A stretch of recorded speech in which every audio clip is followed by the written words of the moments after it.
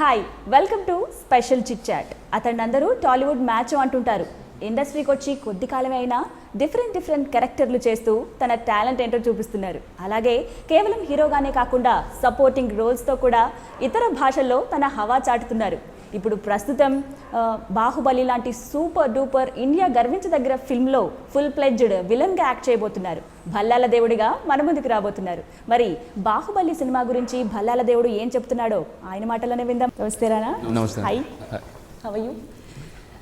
3 ఏళ్ల కష్టం ఇప్పటికి, అంటే నెక్స్ట్ ఇంకా 2 రోజుల్లో తెర మీదకి రాబోతోంది. శుక్రవారం మ్యాక్సిమం అందరూ ఈగర్గా వెయిట్ చేస్తున్నారు. నాకు తెలిసి అంటే కేవలం సాధారణ ప్రేక్షకులే కాకుండా ఆ సినిమాలో పనిచేసిన వాళ్ళు కావచ్చు, టెక్నీషియన్స్ కావచ్చు, అందరూ ఈగర్గా వెయిట్ చేస్తున్నారు. మీరేం చెప్తారు? అంటే నాకు అంటే ఫైనలీ ఇట్స్ హియర్ అంటారు చూడండి. So very excited, I'm nervous and all kinds of things. అంటే ఇంత పెద్ద సినిమా 3 years తర్వాత release and first time villain పాత్ర. సో అంటే ఆల్ దీస్ అంటే నర్వస్నెస్, ఎక్సైట్మెంట్ అన్నీ కలిపి ఉన్నాయి.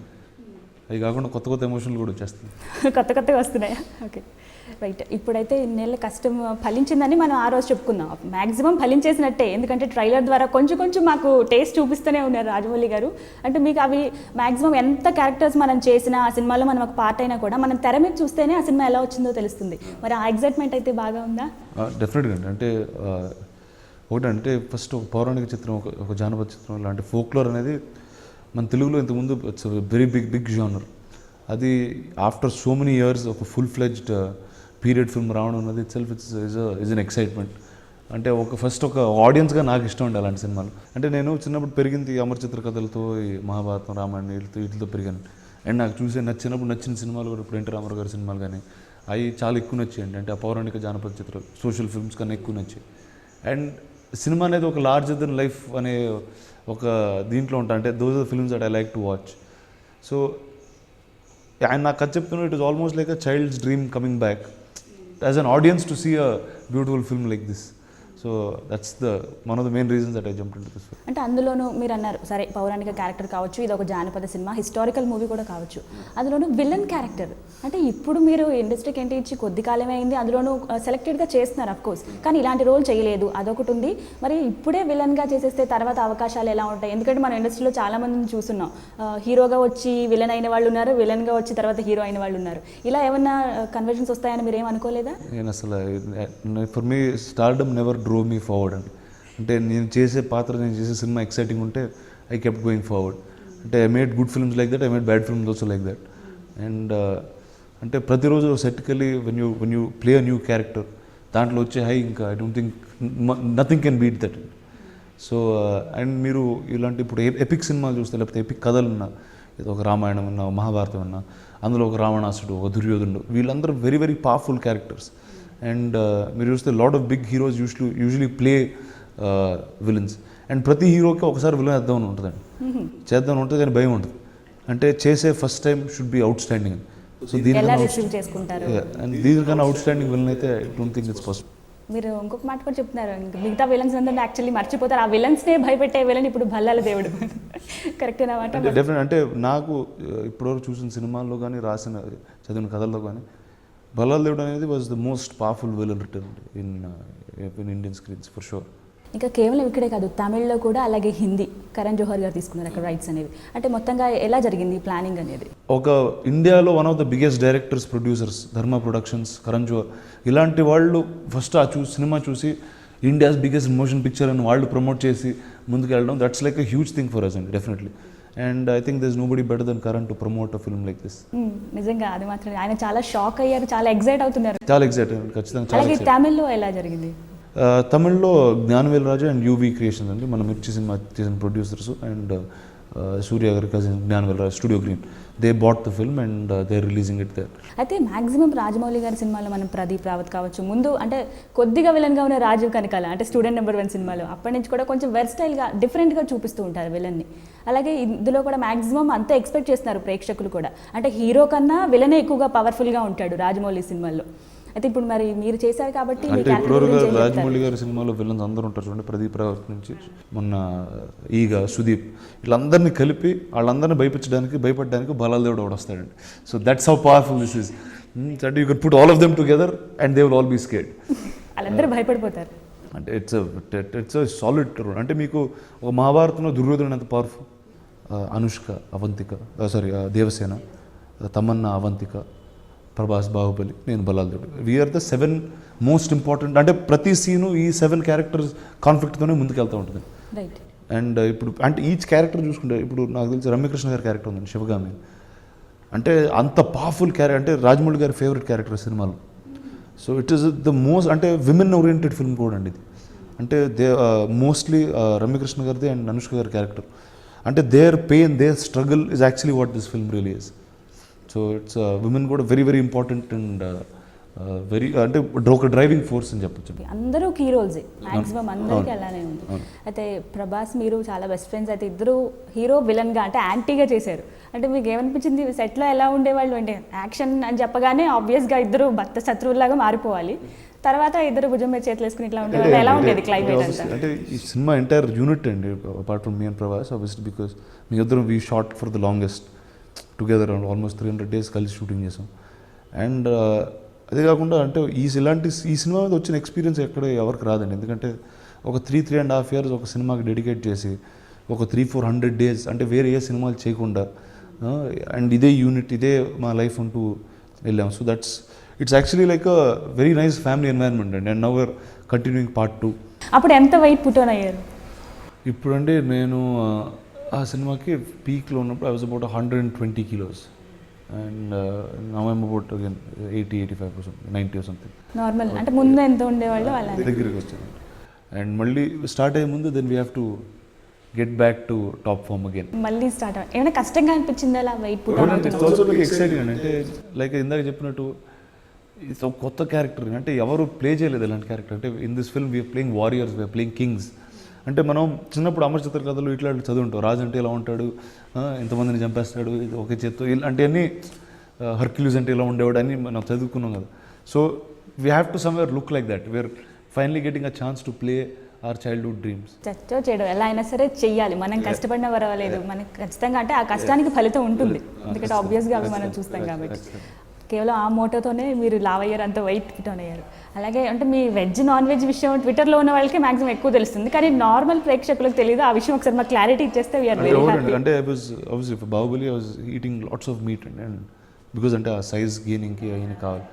తర్వాత నేను ఐ స్టార్టెడ్ బెంగళూరు డేస్ ఉన్న సినిమా చేస్తున్నాను తమిళ్లో, మలయాళం సినిమా రీమేక్ మన బొమ్మరిల్ భాస్కర్ గారితో.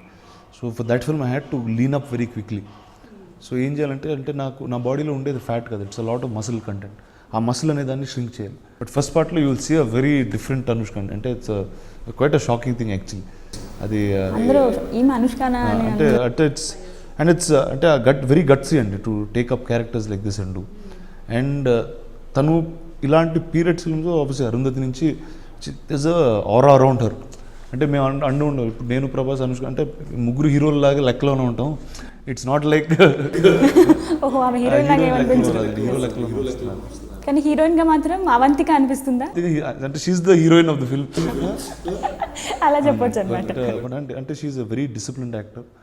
అండ్ ప్రతి ఒక్కళ్ళని, ఈ డైరెక్టర్ని అడిగినా, ఏ టెక్నీషియన్ అడిగినా, యాక్టర్ని అడిగినా, she'll say she's the most comfortable actor to shoot with. And అంటే ఇలాంటి సెట్లో ఏమవుతుందంటే అండి, because it's lots of things, అంటే అందరూ ఫస్ట్ టైం ట్రై చేస్తున్నారు. ఒక వార్ ఫిల్మ్ అనేది ఎవరు చేయలేదు, ఒక పౌరాణికం ఎవరు చేయలేదు. సో చాలా తప్పులు జరుగుతూ ఉంటాయి because every one is discovering. At that time, if people come together and support the unit, only then this film will be done. అయితే మ్యాక్సిమం అవంతిక కావచ్చు, దేవసేన, ఇప్పుడు శివుడు అండ్ ఇంకో క్యారెక్టర్ కూడా బాహుబలి చేస్తున్నారు, బాహుబలి. అలాగే మీరు కూడా 2 డిఫరెంట్ షేడ్స్. అంటే నేను అవి ఏ విధంగా ఉంటాయి? I age in the film. I'm from a 25-year-old to a 50-year-old. అంటే అంటే నా మీన్నెస్, నా వికెట్నెస్ పెరుగుతూ ఉంటుంది ఏజ్తో పాటు. అది పెరుగుతూ ఉంటుంది. అంటే ఏమనిపించింది యంగ్ ఏజ్ నుంచి అలాగే ఓల్డ్ ఏజ్కి వెళ్ళడం? ఆ క్యారెక్టర్ జర్నీ ఎలా అనిపించింది? ఫస్ట్ టైం నేను చెప్పినట్టు I very excited about that.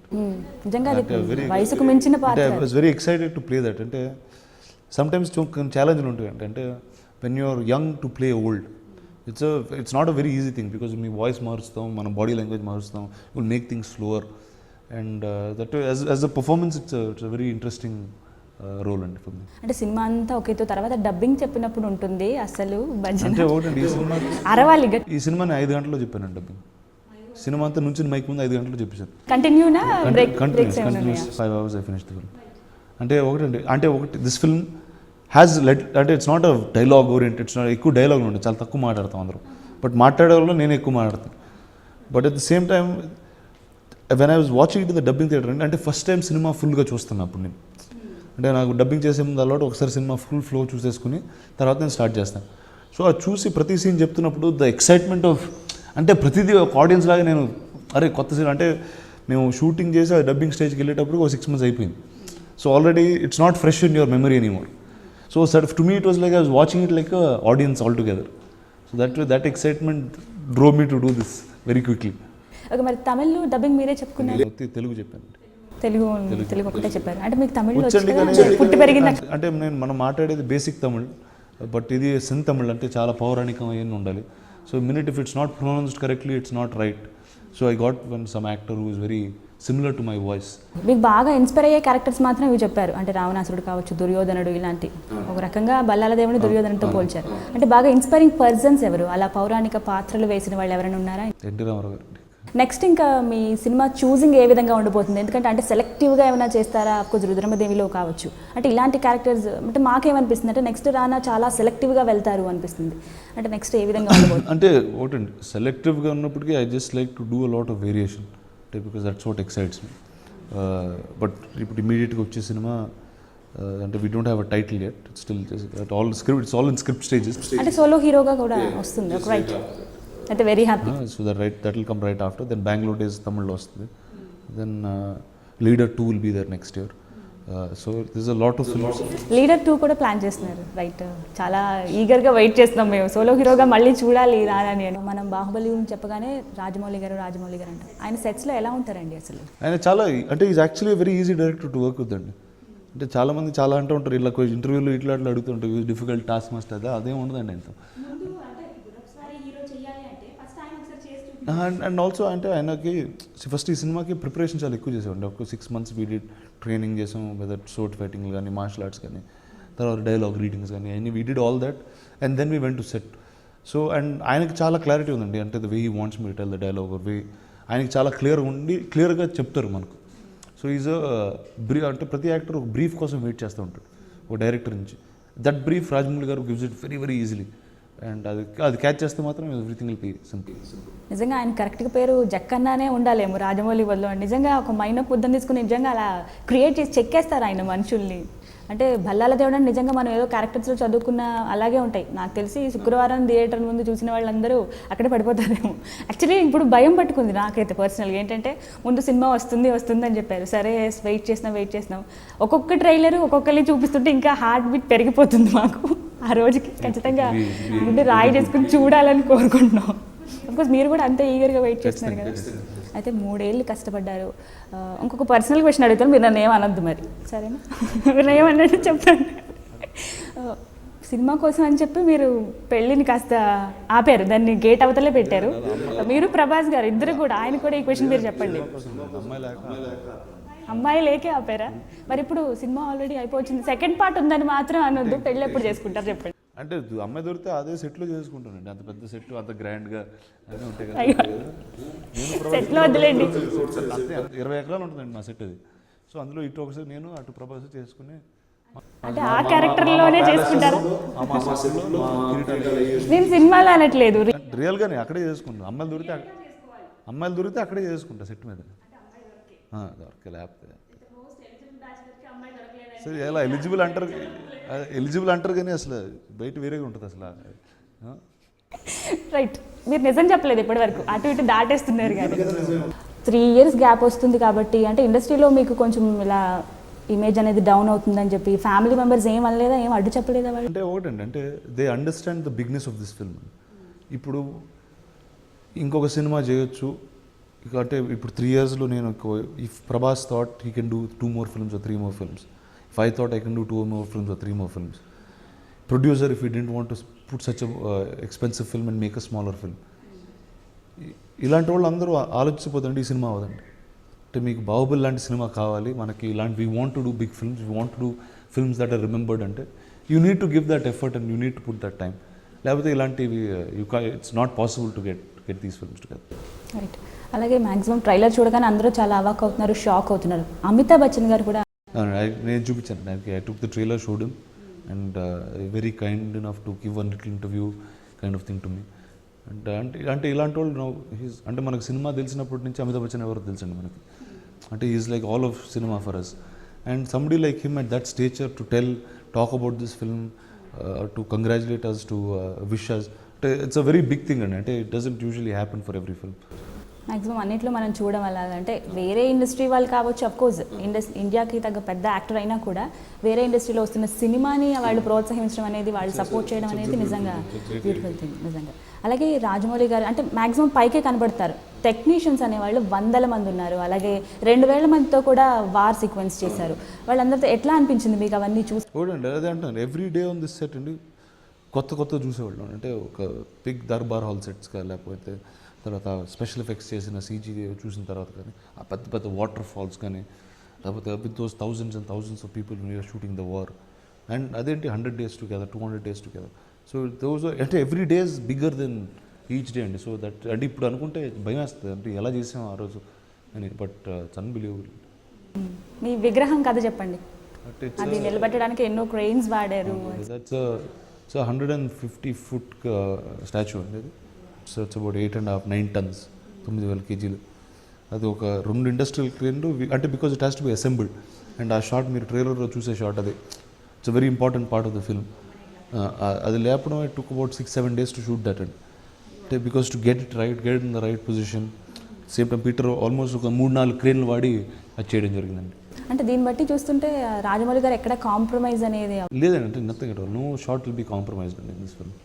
Production ఎలా సహకరించింది మొత్తం సినిమా? అంటే ఇన్ని రోజులు, సంవత్సరాల పాటు శోభు గారు, చిన్న గారు, they are actually the real Baahubalis అండి, the real heroes of this film. అంటే ఏ ఒక్కసారి జంకకుండా అనుకున్న బడ్జెట్ కన్నా 2-3 times ఎక్కువ అయిపోయింది సినిమాకి. But they believe that they are making an international product, they believe that they making a world class product.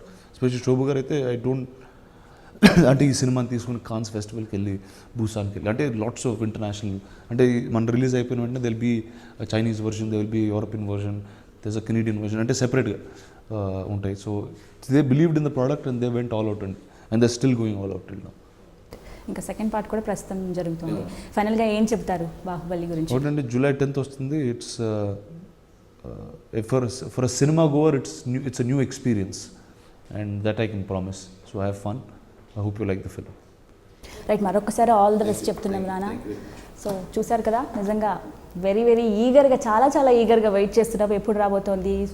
Fingers crossed. కేవలం ఆ సినిమాలో యాక్ట్ చేసిన వాళ్ళే కాదు, సాధారణ ప్రేక్షకులు కూడా ఎంతో ఈగర్గా బాహుబలి రావాలి, బాహుబలి మేము థియేటర్లో చూడాలి, ఆ బిగ్ స్క్రీన్లో చూస్తేనే సినిమాకి అందం. మీరు కూడా తప్పకుండా చూసి ఎంజాయ్ చేస్తారని కూడా మూవీ టీం కూడా, అలాగే రానా కూడా చెప్తున్నారు. Thank you. ఇది స్పెషల్ చిట్ చాట్.